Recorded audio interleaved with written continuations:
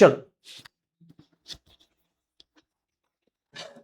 चला नमस्कार. पहा आपल्याला जीके जीएसचे प्रश्नाचं विश्लेषण पाहायचं आहे. सगळे एक एक एक एक अगदी अगोदर मुंबई, नागपूर, त्यानंतर छत्रपती संभाजीनगर या तिन्ही विभागाचं आपल्याला जीके जीएसचं विश्लेषण पाहायचं आहे. लक्षात घ्या. एकच मिनिट.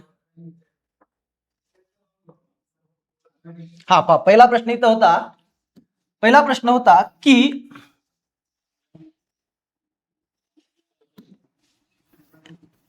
एकच मिनिट. हा पहा पहिला प्रश्न होता आपला की मुंबई कोणत्या बेटावर वसलेली आहे. तर मुंबई हे सालसेट बेटाला आपण साष्टी बेट म्हणता. तुम्हाला कन्फ्युज होईल सर सालसेट कस का. आम्ही आतापर्यंत साष्टी वाचलंय. साष्टी म्हणजे सालसेट बेट. मुंबई हे सालसेट बेटावर वसलेलं आहे. मुंबई एकूण 7 बेटापासून शहर बनलेलं आहे. त्याच्यामध्ये मुख्य साष्टी बेटावर वसलेला आहे. हा आपला पहिला प्रश्न. त्यानंतर जाऊ आपण आता सलग पुढच्या प्रश्नावर. चला पुढचा प्रश्न. ब्रिटिश राजवटीत ईस्ट इंडिया कंपनीचा मुंबईतील पहिला गव्हर्नर कोण होता. ब्रिटिश राजवटीत ईस्ट इंडिया कंपनीचा मुंबईतील पहिला गव्हर्नर कोण होता. या प्रश्नाचं योग्य उत्तर आहे सर जॉर्ज ऑक्सडेन. हा 1668 ला मुंबईचा गव्हर्नर बनला होता. लक्षात घ्या. मुंबईचा पहिला गव्हर्नर सर जॉर्ज ऑक्सडेन 1668 ला बनला होता. हा ब्रिटिश राजवटीत ईस्ट इंडिया कंपनीचा मुंबईतला पहिला गव्हर्नर होता. अतिशय सोपा प्रश्न आहे. चला पुढचा प्रश्न पाहूया की बॉम्बे हेराल्ड खालीपैकी कशासाठी ओळखलं जाते. तर बॉम्बे हेराल्ड हे वर्तपत्र होतं. लक्षात घ्या.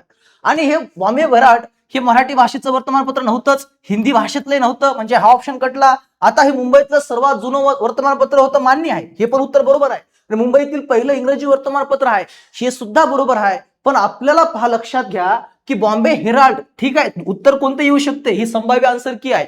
कधी उत्तर 1 देतील, कधी 2 देतील. I don't know about it. But 1000 मध्ये आपण अजून जवळ जाऊ शकतो की हे इंग्रजी भाषेतलं होतं. इंग्रजी भाषेमधलं असल्यामुळं शक्यतोवर 99.99% मुंबईतील हे पहिलं इंग्रजी वर्तमानपत्र होतं. ह्याच्यावर थोडा जास्त कल द्या.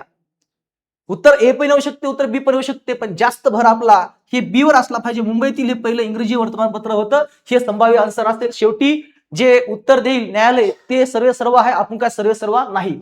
चला पुढचा प्रश्न पाहूया की नागपूर जिल्ह्यात कोणते वन्यजीव अभयारण्य आहे.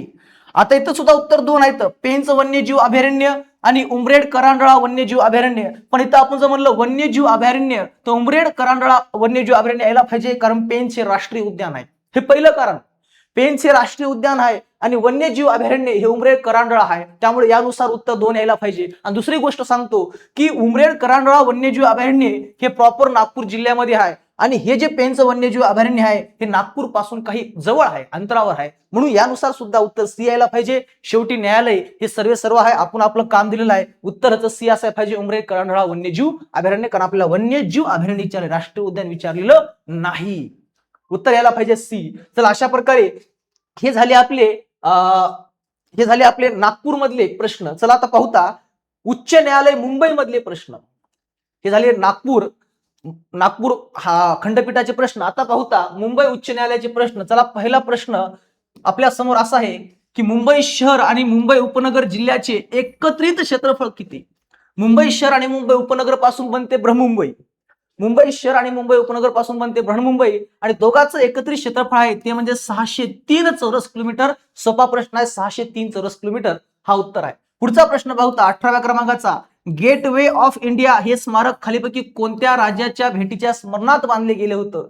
गेट वे ऑफ इंडिया हे मुंबईमध्ये आहे. आणि पंचम जॉर्ज म्हणजे ब्रिटनचा युवराज, ब्रिटिशांचा युवराज राजा जॉर्ज 5वा हा जेव्हा भारतामध्ये भेटीला आला होता 12 डिसेंबर 1911 तेव्हाची घटना आहे की त्यानं जेव्हा भारतात आला होता तेव्हा त्याच्या स्वागतासाठी आपण गेटवे ऑफ इंडिया बांधला होता. हा सोपा प्रश्न आहे.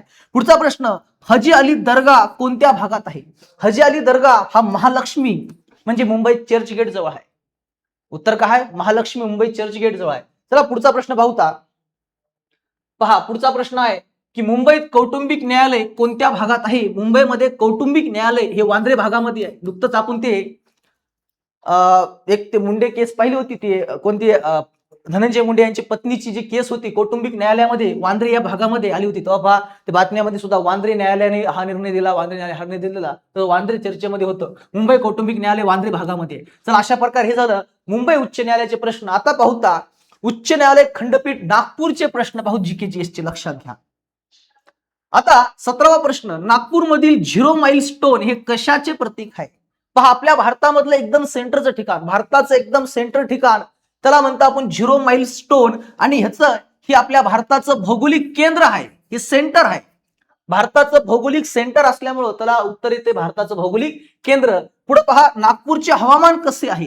नागपूरचं हवामान हे एकदम उष्ण कटिबंधीय, एकदम गरम आहे आणि कोरडं आहे, दमट नाही. कोकणामध्ये दमट वातावरण आहे, इकडे कोरडं वातावरण आहे, म्हणजे उष्ण कटिबंधीय आणि कोरडे, हे त्याचं उत्तर येते. हे मी शिकवलेलं आहे. हे सगळं जेव्हा मी तुमचा पूर्ण भूगोल शिकून घेतला होता तेव्हा हे सगळे प्रश्न एक ना एक, हे तर 1000 वेळा प्रश्न घेतला. हा प्रश्न सुद्धा मी बऱ्याच वेळा घेतला. आपण शिकवल्याच्या बाहेरला काही चाललं नाही बघा, एकही प्रश्न आपण शिकवल्याच्या बाहेरला आलेला नाही. पुढे पहा, गणेश टेकडी मंदिर कोणत्या भागात आहे? नागपूरमध्ये गणेश टेकडी हे जे मंदिर आहे हे सीताबर्डी या भागामध्ये आहे. हे नॉर्मल गोष्ट आहे, सर्वांना माहिती आहे. वारंवार पोलीस भरती, सरळ सेवेला वारंवार येणारा प्रश्न आहे की गणेश टेकडी मंदिर कोणत्या भागामध्ये आहे? सीताबर्डी भागामध्ये आहे. चला पुढचा प्रश्न, नागपूर उच्च न्यायालय ते नागपूर विमानतळ यामधलं अंतर किती आहे बरं? कारण आपण चालक आहोत, चालक असल्यामुळे आपल्याला अंतर माहिती पाहिजे, किती वेळ लागतो. याचं उत्तर आहे 10.9 किलोमीटर. 10.9 किलोमीटर म्हणजे जवळपास 11 किलोमीटर हे नागपूर उच्च न्यायालय ते नागपूर विमानतळामधलं अंतर आहे. आता पाहूता पुढं उच्च न्यायालय खंडपीठ औरंगाबाद मधले प्रश्न. उच्च न्यायालय खंडपीठ औरंगाबाद मधले प्रश्न. औरंगाबाद विभागाचं एकूण क्षेत्रफळ हे महाराष्ट्र राज्याच्या एकूण क्षेत्रफळाच्या किती टक्के आहे? याचं उत्तर आहे 21%. पण इथं असा कुठे ऑप्शन नाही, असा ऑप्शन इथं 21%चा नाही, म्हणून हा प्रश्न मला वाटतो कॅन्सल होऊ शकतो. पण तरी सुद्धा इथं प्रिंट मिस्टेक झालेली आहे. सरळ दिसालय बाकी आता शेवटी न्यायालय सर्व आहे, आपण काही करू शकत नाही. चला आता आपल्या संभाजीनगरमध्ये असलेला बीबी का मकबरा ह्याचं टोपण नाव काय? हे सर्वांना माहिती आहे की बीबी का मकबऱ्याला दख्खनीचा ताजमहाल म्हणतात.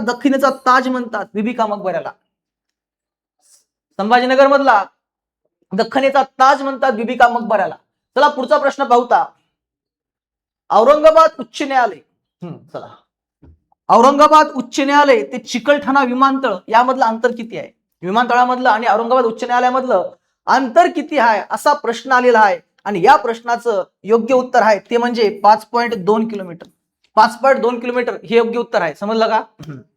पुढे आता औरंगाबाद येथील हर्सुल जेल हे कोणत्या रोडवर आहे? औरंगाबाद येथील हर्सुल जेल हे लक्षात घ्या जळगाव रोडवर आहे. सगळ्यांना माहिती आहे की हर्सुल गावामध्ये हे जेल आहे आणि त्याच्यामध्ये जळगाव रोडवर आहे. जवळच एक दिल्ली गेट सुद्धा आहे. अशा प्रकारे हे झाले आपल्या औरंगाबाद हायकोर्टचे प्रश्न. आता हे जे प्रश्न आहेत ते संभाव्य आन्सर आहेत, हे काय अंतिम नाही, तर ह्याच्यामध्ये थोडा बहुत बदल होऊ शकतो. आपण फक्त आपला अनुमान दिलेला आहे. चला त्याच्यातले जवळपास 99% बरोबरच असणार आहे. चला भेटू दा. चला बघा, या सर तुम्ही या.